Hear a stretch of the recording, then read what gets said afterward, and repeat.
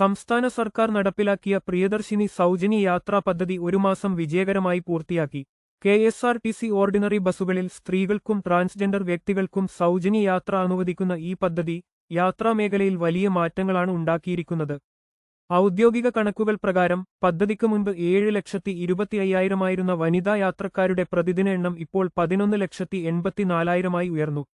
സാധാരണക്കാരായ സ്ത്രീകൾക്ക് വലിയ സാമ്പത്തിക ലാഭം നൽകുന്ന ഈ പദ്ധതിക്ക് മികച്ച സ്വീകാര്യതയാണ് ലഭിച്ചത്. അതേസമയം സ്വകാര്യ ബസ് മേഖല കടുത്ത സാമ്പത്തിക പ്രതിസന്ധി നേരിടുകയാണ്. പ്രിയദർശിനി പദ്ധതി തുടങ്ങിയ ശേഷം ഒരു മാസം കൊണ്ട് സ്വകാര്യ ബസ് ഉടമകൾക്ക് 65 കോടി രൂപയുടെ വരുമാന നഷ്ടമുണ്ടായി.